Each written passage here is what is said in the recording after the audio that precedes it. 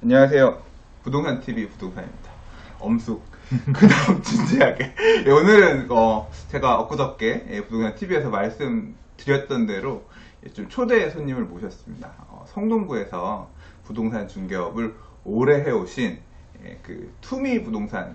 이 투미가 나에게 오라 투미일 수도 있을 것 같은데 이 뜻은 너무 좋아요. 투자의 미래 부동산이라고 하는 부동산 중개업소가 있는데요.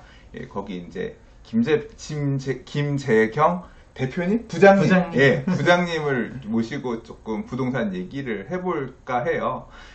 아무래도 이제 추석이고 또 추석 때문에 요새 또 작년 추석 때도 그랬지만 아마 올 추석에도 부동산 얘기들 많이 하실 것 같은데 이게 조금 약간 말 그대로 10년 전에도 그랬던 것 같은데 이제 부동산의 흐름 자체가 다시 이제 규제책으로 돌아서면서 조금 부동산 하는 환경 자체도 많이 바뀌었고 그래서 이제 과거의 규제들은 어땠는지 그거에 따라서 어떻게 시장이 변화했는지 등을 좀 비교해서 오늘 이 초대 손님을 모시고 좀 얘기를 해보는 시간을 가질까 합니다. 그래서 오늘 얘기하는 내용을 토대로 또 추석 때 가셔가지고 얘기들 좀 나누실 수 있는 그런 상황 그런 계기가 되었으면 좋겠습니다. 맞나요? 네, 맞습니다. 네, 반갑습니다. 네, 자기소개 좀 해주세요. 네, 안녕하세요. 부동산 성공 투자의 미래 투미부동산의 김재경 부장입니다. 네, 투미부동산은 성동구 전문 부동산으로서 성동구 내 아파트, 재개발, 분양권 등 다양한 부동산 일반을 다 취급하고 있습니다. 투미부동산은 이제 성동구에 지점이 3개가 있어요. 네. 그래가지고 저희가 이제 현장에 있다 보니까 그 누구보다도 이제 현장에 생생한 현장 감각은 아주 그렇죠. 이제 돌아가는 환경은 그렇죠. 재개발이나 아파트나 저희가 이제 어떻게 돌아가는지 물건이 가격이 떨어졌는지 안 떨어졌는지 거래가 좀 되는지 안 되는지 그렇죠. 그렇다 보니까 저희가 그 누구보다도 이제 생생한 정보를 전달해 드리면서 이제 경기 전망 같은 경우도 이제 저희가 직접 그냥 말만 중개업만 하는 게 아니라 이제 투자도 하다 보니까 이제 그런 거에 대해서 누구보다 잘 전달해 드릴 수 있다고 생각하고 있습니다. 자, 오늘 한번 우리 김재경 부장님하고 나눠볼 얘기는 규제에 관한 얘기예요. 그렇죠. 예, 그래서 지금 제목 딱 보시는 것처럼 결국 지금의 규제책을 어떻게 보면 만들고 있는 규제책을 지금 유도하고 있는 그 안에서 꾸리고 있는 분들이 아무래도 지난 10여 년 전 참여정부에서 이제 일하셨던 분들이 결국 지금 다시 자리를 차지하고 하는 상황인 거기 때문에 과거 이제 10여 년 전에 부동산 규제책들은 어땠는지 내용 뭐 그 당시의 분위기들 같은 걸 한번 짚어보는 것도 좀 의미가 있을 것 같아요. 네. 보니까 자료 준비를 너무 잘 해오신 것 같아서 깜짝 놀랐어요. 네. 네, 맞습니다. 이제 파리 부동산 대책으로 출발해서 이제 지금 가장 큰 핫 이슈가 이제 정부의 규제 아니겠습니까? 그러다 보니까 사람들은 이제 부동산 가격 규제를 정부가 이렇게 하면 이제 부동산 가격은 이제 떨어지는 거 아니냐라는 얘기가 많은데요. 근데 이제 노무현 정부 때 얘기를 하면서 말하는 사람들이 많아요. 이제 뭐 노무현 정부 시즌 2다라는 얘기도 있고, 그렇죠? 이제 그렇다 보니까 규제를 해도 결국 올라갈 것이다라는 의견들도 있지만 사실 이렇게만 얘기하면 너무 복합적으로 접근할 수가 없잖아요. 일단 너무 단편적인 정보만 있는데 그러면 우리가 노무현 정부 때 부동산 가격이 올랐다라는 그런 기억은 있는데 구체적으로 왜 올라갔는가에 대해서 이제 원인 분석을 해보지 못한 분들이 많으실 거라고 생각해요. 그렇다 보니까 저희가 이번에 노무현 정부 때 규제가 구체적으로 어땠으며 이제 그때 왜 결국 부동산 가격이 올라갔는지에 대해서 한번 정리해보는 시간을 가져보도록 하겠습니다. 그렇게 정리를 막 디테일하게 해보진 않았는데 또 이 해석에 대한 부분은 사람마다 생각마다 좀 다를 수 있긴 하지만 이 부장님께서는 어떤 식으로 생각하셨는지 좀 사실 궁금합니다. 한번 좀 보도록 할게요. 자, 이게 보니까 2003년부터 그래요, 맞아요. 2002년 겨울에 대선이 저도 있었던 것 같아요. 선거를 했던 것 같고 2003년에 이제 새 정부가 들어서서 이제 부동산 규제책들이 523, 95, 129 저도 이제 익숙한 숫자들이 나오네요. 831 뭐 그런데 이거 정리를 아주 잘 하셨네요. 한번 조금 얘기를 좀 해봐 주세요. 네, 이때 당시 정말 규제가 되게 많았었는데요. 그때 당시에 부동산업을 하셨었나요? 저는 부동산에 관계된 일을 2003년도 제가 딱 2002년까지 회사 다니고 2003년 초부터 부동산 일을 시작했던 것 같아요. 네, 일단은 여기를 한번 봐보시면 이제 지금 현재 가장 문재인 정부 때 파리 부동산 대책에 나왔었던 규제들이 대부분 여기에 있는 것을 이제 알 수가 있습니다. 그렇죠. 사실 파리 부동산 대책에서 기존에 있던 게 다 부활. 그렇죠. 거의 다 부활했죠. 그래서 이번에 언론에서 이제 부동산 종합 선물 세트라는 얘기도 있고, 뭐 이제 강력했었던 이제 우리 원래 예상보다 되게 강력한 정책. 저는 진짜 깜짝 놀랐어요. 이 안 얘기가 나왔을 때 그게 이제 찌라시로 막 돌았잖아요. 커뮤니티에서 돌고 카톡방에서 돌고 8월 1일 날 돌았거든요. 그날 술 먹었다니까요. 새벽까지. 저희도 뭐 설마 진짜 이렇게 뭐 서울 전역으로 하냐 안 하냐 이런 얘기가 있었는데 저희는 기껏해야 이제 강남권 이제 특이 지역 뭐 이제 하고 이제 성동구나 마용성이라고 하죠. 마용성. 이제 용산, 성동 지정되냐 안 되냐 이런 얘기하고 있었더니 뭐 서울 전역이 딱 지정되고 좀 어떻게 보면 충격이었었죠. 네, 너무 세게 생각보다 세게 나왔다고 했는데. 근데 이렇게 세다고 하다 보니까 사람들이 이번 규제 엄청 센 거 아니냐라는 얘기를 많이 하지만 사실 방금 전에도 얘기했었던 것처럼 이전에 다 있었던 규제들이에요. 있었던 규제에서 약간 더 세진 부분들이 있죠. 그렇죠. 하지만 이제 또 없는 부분들도 있죠. 그때 당시. 그때 있던 거에 비해서 지금 도입이 되지 않은 규제들 그런 게 있는 건 맞아요. 혹시 그때 규제에 나왔던 것 중에서 가장 인상 깊었었던 거 있나요? 노무현 정부 당시? 사실 이제 그 당시에는 저는 뭐 그렇게 투자자라고 할 수 있는 입장은 아니었거든요. 왜냐하면 사회 초년생이고 모아둔 돈도 없고 그래서 그냥 남 얘기 같은 이제 그런 느낌이어서 그렇게 근데 다주택자에 대한 양도소득세 중과 부분은 당시에도 조금 그랬고 근데 보유세 관련된 것도 너무 말이 안 된다고 생각해요. 사실 보유세 그러니까 종합부동산세 도입하면서 과거에 비해서 너무 과도하게 세금을 물리는 거랑 그 당시에 양도세 중과하는 부분 왜냐하면 60% 세금 내게끔 하는 지금이랑은 또 그 당시에 3주택 중과 개념이 다르거든요. 그렇죠. 그리고 이제 지금 와서 생각해 보면 지나치게 과하다라고 생각되는 부분이 이건 지금도 그래요. 저는 재건축 조합원지 변경 규정이 저는 이게 자본주의 사회하고 맞지 않다고 생각해요. 뭐 그렇게 따지면 사실 분양권 전매 금지도 그렇긴 한데 그러니까 결국은 어떤 부동산 시장 과열을 막기 위해서 이렇게 거래들을 제한하는 어떤 규제들이 만들어지긴 하는 거지만 이게 그 안에 사연들을 살펴보면 또 이유 없는 팔고 싶은 사람들 그렇잖아요. 그러니까 그렇긴 해요. 근데 뭐 저는 사실 지금 생각은 받아들여야 할 수밖에 없다. 뭐 그렇게 생각하는 입장이긴 합니다. 일단 물론 솔직히 말해서 저도 그때 당시에는 이 중개업을 하지가 않았었죠. 근데 이제 몇 살이었어요? 이제 학생이었죠. 근데 이제 그때 당시에 업을 하셨던 저희 대표님이 얘기를 하셨을 때 가장 타격이 컸었던 게 바로 실거래가 도입이라고 합니다. 부동산 실거래. 근데 실거래가 도입은 2006년 1월 1일부터인가 그랬는데. 이제 그렇게 들어가면서 이제 실거래가가 이제 타격이 컸었던 것 중 하나가 그전에는 이제 기준시가로 이제 측정을 했었다는 거죠. 뭐 양도세 낼 때. 그렇죠. 양도세랑 취득세 낼 때. 그렇다 보니까 뭐 1년에 기준시가 올라가봤자 얼마나 올라가겠습니까? 그렇다 보니까 이제 그전에는 뭐 세금 내던 게 많지 않던 거고, 뭐 취득세 내던 게 뭐 기껏해야 몇백 내던 게 몇 천 단위가 돼버리고, 그리고 뭐 양도세 같은 경우도 뭐 몇천 몇억씩 나가게 되다 보니까 이제 사람들이 갖게 되는 심리적인 부담감이 엄청 크단 거죠. 뭐 대단하지 않았던 정책들이 없었던 것 같아요. 원래 이제 우리는 지금 문재인 정부 때 들어서니까 이전에 있었던 정책들이 갑자기 한꺼번에 터져 나왔다라고 하지만 이전에는 다 없었던 정책들이잖아요. 다 하나하나가 이제 폭탄 같던 정책들이라고 할 수 있죠. 근데 이제 이러한 정책들이 나왔는데 왜 이제 앞으로 어떻게 됐었는지 이제 한번 구체적으로 보도록 하겠습니다.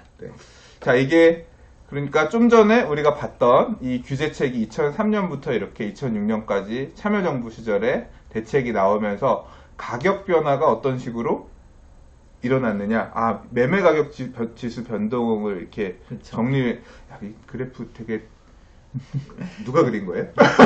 엄청나게 잘 그리셨는데. 근데 이제 이 자료 자체는 봤을 때 이제 부동산 가격이 이제 올라갔다라는 그런 기억만 있지만 실질적으로 그때 당시 이제 규제 하나하나가 이제 핵폭탄 같았다고 했었잖아요. 그러다 보니까 그때 규제가 정말 셌던 게 이제 12구 대책이 정말 셌었죠. 아직도 기억나요. 2003년 10월 29일 날 22구 나오고 나서 그 2014년 상반기 한 1, 2월 막 그 전까지 한 몇 달 동안 진짜 찬바람 심하게 불었어요. 그렇죠. 그렇다 보니까 이때 나오면서 정말 이제 저희 대표님 말로는 정말 충격과 공포의 도가니 해가지고 뭐 다들 너도 나도 팔려고 하고 물건들 엄청 쌓여 있고 뭐 살려는 사람들 아무도 없고 그냥 몇 달 동안 뭐 매매 거래 하나도 안 되다 보니까 뭐 진짜 폐업하는 부동산들도 많았고요. 저희 대표님도 그때 당시 이거 진짜 다른 업종을 찾아봐야 되는 거 아니냐, 다른 일을 해야 되는 거 아니냐, 이제 부동산 이제 끝났다 그렇게까지 봤을 정도로 엄청나게 이제 충격이 심했다고 해요.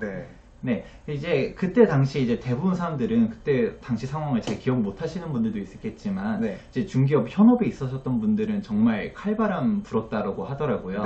이제 매물들이 진짜 쏟아지고 거래 하나도 안 되고 이런 진짜 얘기했던 것처럼 이제 중기업에 대해서는 이제 전부일 정도로 이제 부동산 투자로서의 가치가 끝났다 이런 얘기까지 공공연하게 돌고 있었는데 이 상황이 어떻게 반전돼서 부동산 가격이 올라갔냐 이거에 대해서 한번 잘 봐야 될 텐데요. 언제 어떻게 올라갔죠? 이제 그거에 대해서 다음 페이지로 가장 핵심은 이제 부동산이란 것 자체가 이제 필수 재화라는 거죠. 이제 생활을 영위하기 위해서 위식주 중 하나잖아요. 근데 이제 주택이 없으면 뭐 어떻게 할 수 있는 게 아무것도 없어요.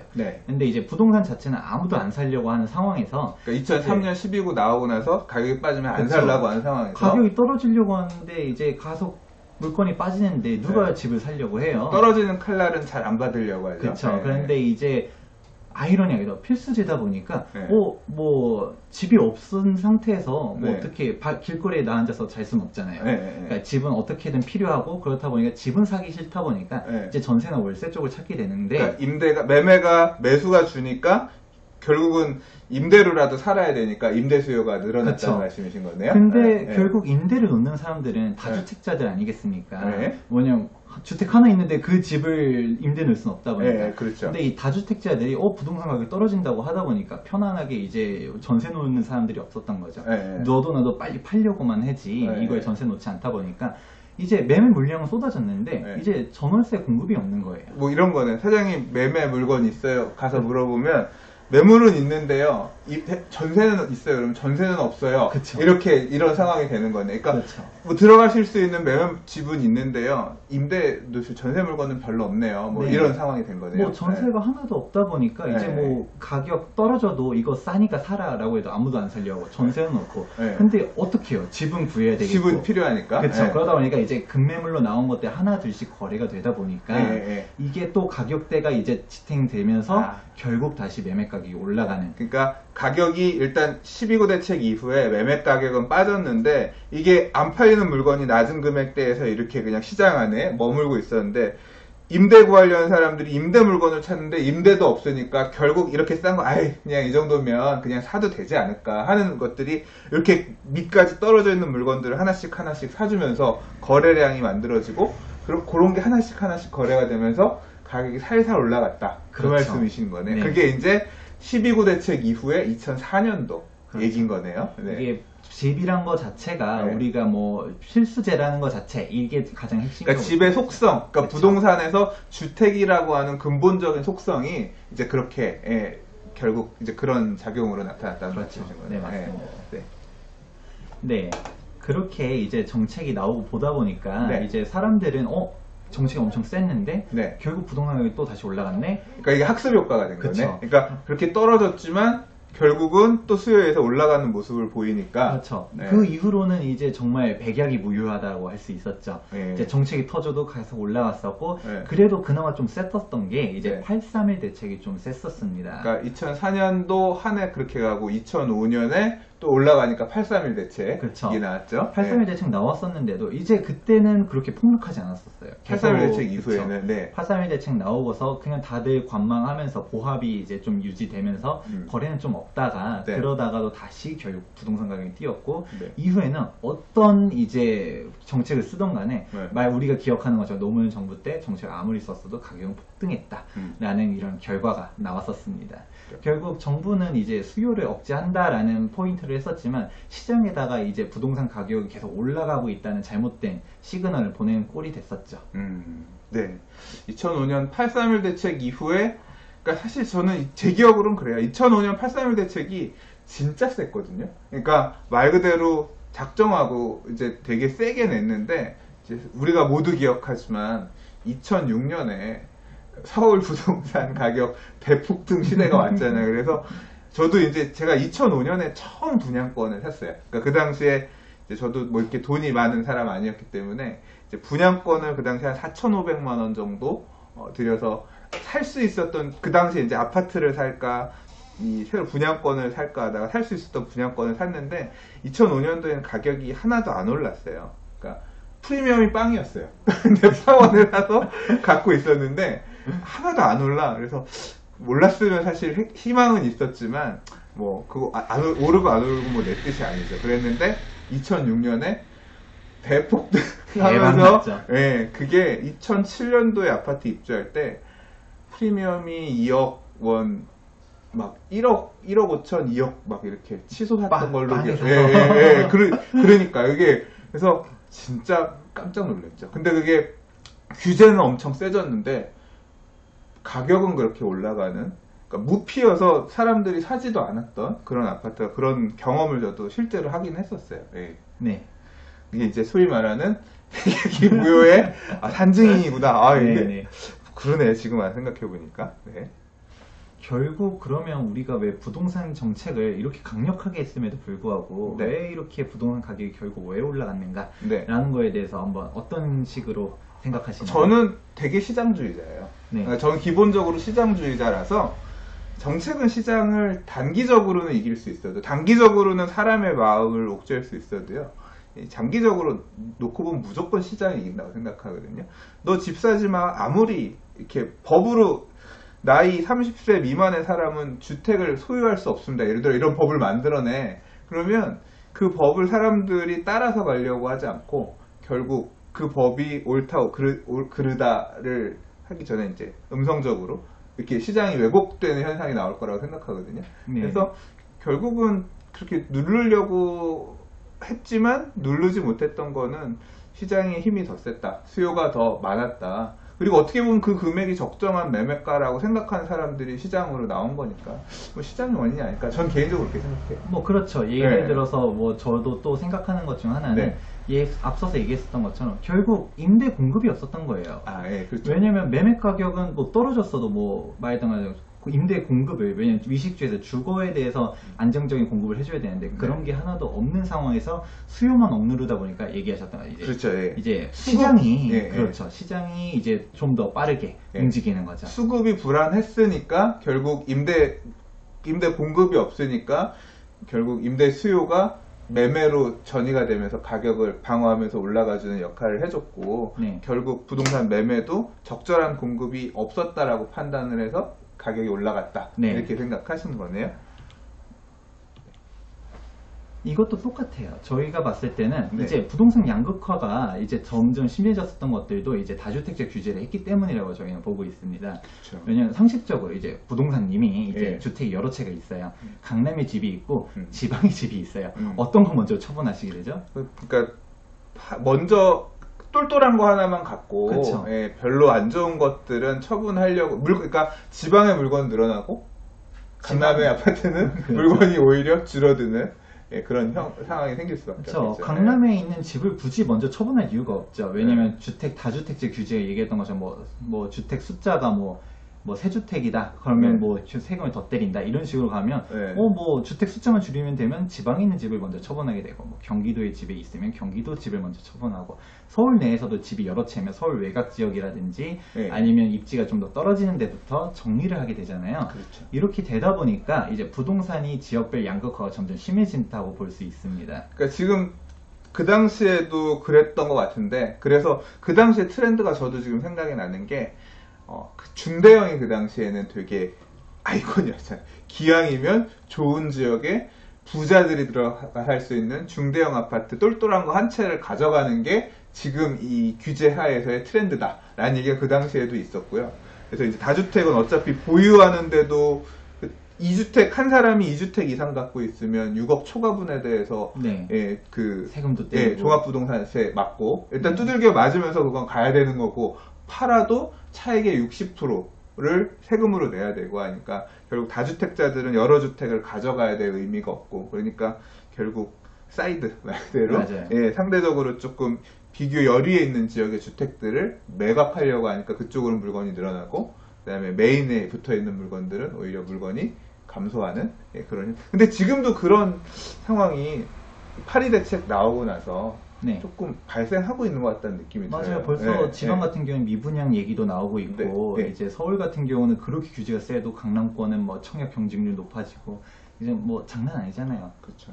그런 영향이 근데 아직까지는 그렇게 막 완전히 이게 드러났다라는 느낌은 아니지만 점차 그런 분위기로 그렇죠. 가고 있는. 왜냐하면 지금도 사실 청약 경쟁률이 지금 높은 거는 좀 다른 이유인 것 같아요. 그렇죠. 왜냐하면 이제 보증에서 분양가 싸게 안 하면 맞아요. 보증을 안 해주니까 주변 시세보다 분양가를 싸게 분양을 하게끔 돼 있으니까 청약은 몰릴 수밖에 없고 뭐 얼마 전에 부산이나 광주 이런 데는 그런 데는 지금도 경쟁률 몇백 대 1이에요. 맞아요. 네. 진짜 장난 아니에요. 그래서 지방이라고 해서 꼭 그런 건 아니고 이제 그 말씀하신 것처럼 그 안에서도 같은 지역 안에서도 양극화가 발생하고 그렇죠. 그 안에서도 차라리 조금 덜 좋은 주택은 팔려고 하고 그렇죠. 여기서의 핵심 얘기는 뭐 지방이라 해서 무조건 떨어지는 게 아니라 그렇죠. 이제 어디 지역이든 간에 올라가 있는 데가 더 올라가고 이제 떨어지는 데는 그 차이가 더 커진다라는 거. 그러니까 그렇죠. 좋은 거랑 나쁜 거랑 그렇죠. 갭이 벌어지는 그런 입지를 잘 봐야 되는 시기가 온다고 볼 수 있습니다. 지금 이제 그런 흐름으로 가고 있다는 말씀이시네요. 네.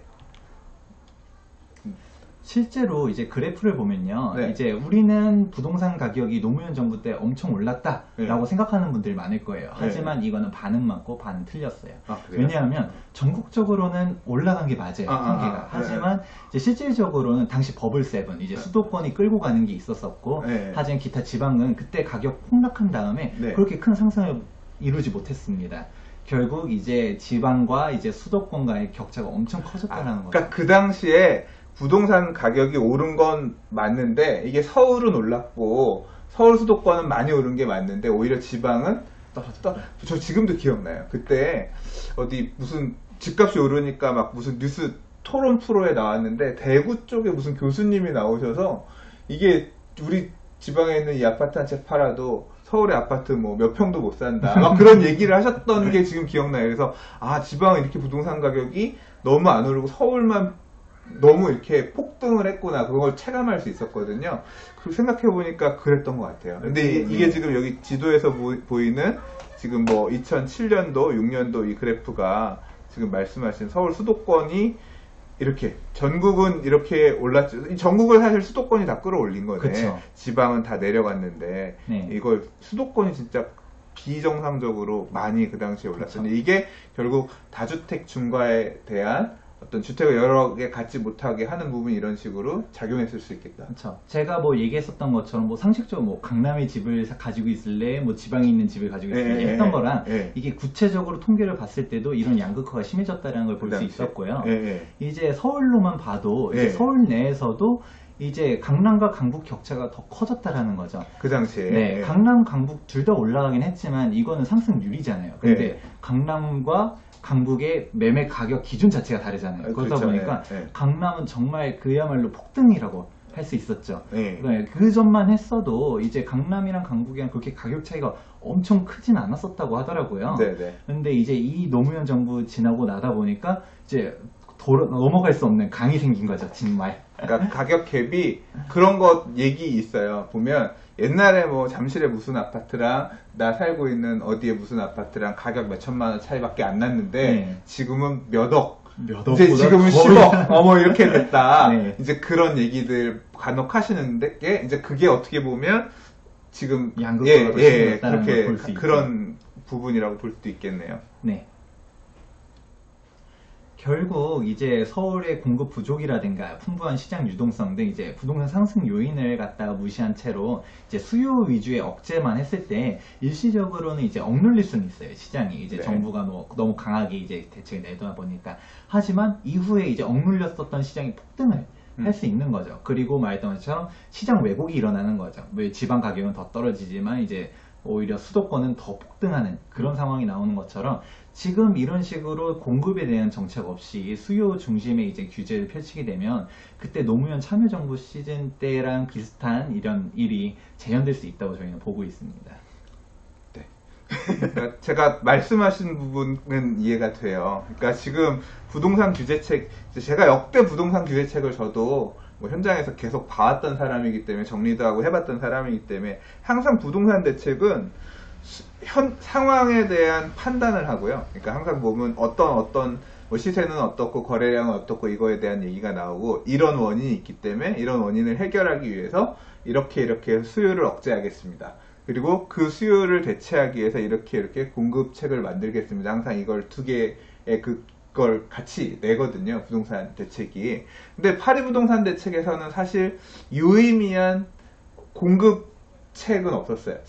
저도 이제 부동산 TV에서 맨날 얘기하는 게 여러분이 잘 아시는 위례 신도시가 2005년 831 대책에서 나온 공급책 중에 하나입니다. 판교에 중대형을 짓겠다라 강남 대체 중대형 공급을 하겠다라고 하는 것도 그 당시에 이제 강남 재건축 중심의 수요를 억누르기 위해서 한 공급 대책 중에 하나였습니다. 얘기를 하는데 지금 정부에서 얘기할 때는 그 공급이 그렇게 부족하지 않다. 뭐 이런 식으로 계속 얘기를 하는 것 같아요. 그러니까 일단 수요를 억누르고 있으면서 공급은 뭐 현재로서도 충분하다라고 정부에서는 보고 있는 것 같은데 그 부분에 대해서는 어떻게 생각하세요? 맞아요. 정부가 파리 부동산 대책 나오면서 그 발표 자료들을 보다 보면 네. 이제 공급에 대한 내용이 나와요. 이제 왜냐하면 공급이 부족한 거 아니냐라는 그런 질문에 대해서 이거는 다주택자들의 문제이지 뭐 공급이 실질적으로 부족한 게 아니다라는 얘기를 하는데 이거는 반은 맞고 반은 틀리다고 볼 수 있는 거죠. 왜냐하면 이제 공급이 많긴 많은데 이제 과연 우리가 원하는 만큼 충분하냐라는 걸 봐야 되는데요. 네.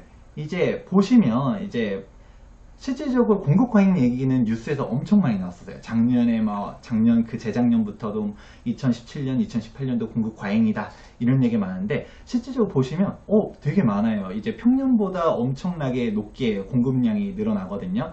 이제 뭐 16년도 28만 세대, 이제 17년도 37만, 이제 38만 가구 이렇게 입주가 하다 보니까 공급 폭탄이다. 이제 부동산 가격 떨어지겠다. 우리가 그렇게 많이 얘기하는 수요와 공급 시장 논리로 봤을 때 공급이 많으니까 부동산 가격이 떨어질 수밖에 없다라고 얘기를 하는데 이는 제대로 봐야 돼요. 세부적으로 보다 보면 이제 경기도나 이제 지방이 많은 거예요. 얘기했었던 것처럼 이제 2차 2기 신도시들 막 이제 입주 막 쭉 하고 있잖아요. 보금자리. 그렇죠. 네. 그런 것들도 있고 근데 문제는 서울은 공급이 한정적일 수밖에 없어요. 보시면 이제 38만 가구가 입주를 하는데 여기서 뭐 경기도 및 지방이 전부지 서울은 3만 가구밖에 안 되거든요. 네. 여기서도 실질적인 공급을 보셔야 되는데 왜냐면 서울은 빈택지가 없잖아요. 네. 왜냐면 경기도 같은 경우는 빈 땅에다가 신도시 딱 지으면 그게 몇십만 세대 입주하면 그게 순수한 공급이에요. 하지만 서울은 뭐 빈택지가 없다 보니까 다 할 수 있는 게 재개발 혹은 재건축밖에 없거든요. 근데 이렇게 하다 보니까 멸실주택 생기고서 그 다음에 이제 집을 짓게 되는데요. 대표적으로 이제 건국 이래 최대 뭐 재건축이다 얘기 나왔었던 송파 헬리오시티 보시면 이제 거기가 거의 약 9,500세대 정도 돼요. 네. 근데 언론에서 뭐 1만 세대가 뭐 공급이다 이런 식으로 떠들지만 실질적으로 거기 일반 분양 세대는 1,500정 세대 정도밖에 안 됐거든요. 그렇죠. 근데 우리는 1,500세대가 늘어났다라고 보지 않고 사람들은 1만 세대 늘어났다라고만 보고 있죠. 이게 함정인 거가 하나고 또 다른 거 하나는 이제 순수한 공급량을 봤을 때 이제 서울 같은 경우는 계속 재개발, 재건축이 진행되고 있잖아요. 네. 철거되는 주택 수가 훨씬 많다는 거죠. 멸실주택이. 그렇죠. 2016년 통계를 보면 이제 당시에 입주 주택은 25만 가구, 2만 5천 가구인데 이제 멸실주택은 거의 5만 가구에 육박하면서 훨씬적으로 이제 없어지는 집들이 훨씬 많죠. 서울에 집이 없어진 거지. 늘어난 게 더 많지. 그쵸. 현실적으로는 많지 않았다. 그렇죠. 예. 그리고 우리가 사람들이 집을 찾는 게 뭐 경기도나 뭐 지방집을 원하는 게 아니잖아요. 사실상. 지금도 보면 아까 양극화 얘기하셨지만 좋은 지역에 잘 갖춰져 있는 좋은 집을 원하는 수요들이 사실 지금도 부동산 가격 상승세를 이끌고 있고 사실 그게 문제인 거죠. 어떻게 보면 사실 뭐 말했던 건 지방 미분양 뭐 할인 분양 많은데 사실 우리가 그 집을 원하는 게 아니라 우리는 서울에 입지 좋은 곳에 새 아파트를 원하는 거잖아요. 이제 그게 그렇죠. 뭐 어떻게 해결할 수 있는 문제가 아니고 말했던 것처럼 공급이 이제 재개발 재건축이 계속 진행돼야 되는데 이제 그렇게 하다 보면 이제 철거 주택도 생기고 이제 공급 자체가 한정적일 수밖에 없다라는 거죠. 그러다 보니까 서울은 공급 과잉 논란에서 벗어날 수밖에 없다. 근데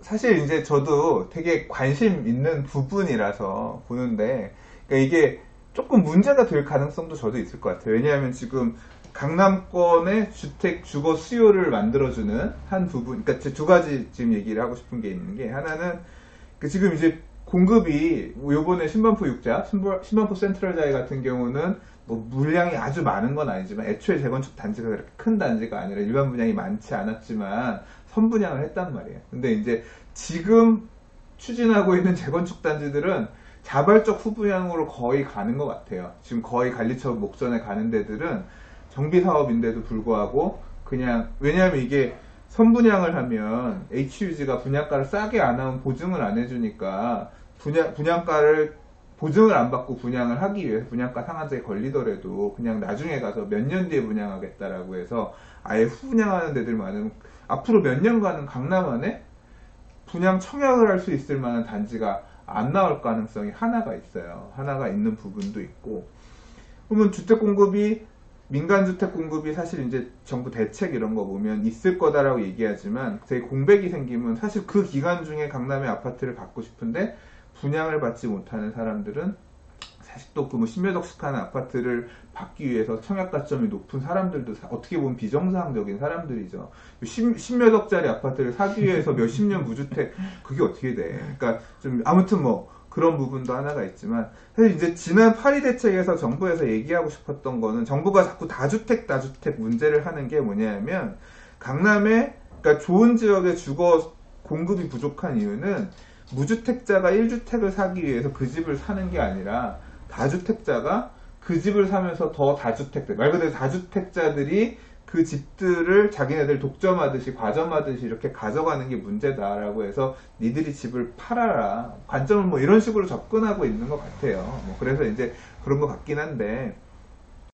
근데 이제 그냥 제 생각이죠. 제 생각. 근데 말씀하신 것처럼 이제 공동주택으로도 재건축할 수 있는 물량이 사실은 거의 끝마무리인 것 같아요. 제가 볼 때는. 그러니까 반포도 사실 메인 블럭들, 서초구에서도 메인 재건축 블럭들 거의 다 끝났고, 강남도 그렇고, 이제 송파도 지금 마무리 중층들 재건축으로 넘어가고 이러면서, 이제 공급 물량들, 강남의 공급 물량들은 이제 그런 식으로 가는 것 같은데, 그래서 공급 물량이 적정하다, 적정하지 않다, 이 판단 부분은 사실 좀 어렵다고 생각해요. 이제 대표님 같은 경우는 공급 물량이, 많지 않다. 반반을 봐야 된다. 멸실이 많다라고 하지만 장기적으로 그렇게 멸실된 게 결국은 저는 또 물량으로 돌아올 거니까 그렇게 보면 또 물량이 있지 않나 싶긴 한데 사실은 그 이후가 저는 더 걱정되긴 해요. 왜냐하면 이제 정부의 지금 부동산 정책 자체가 이 공동주택 정비 사업도 말 그대로 철거하고 새로 짓는 재건축에서 리모델링 방식으로 가는 재생으로 트렌드가 바뀌고 있고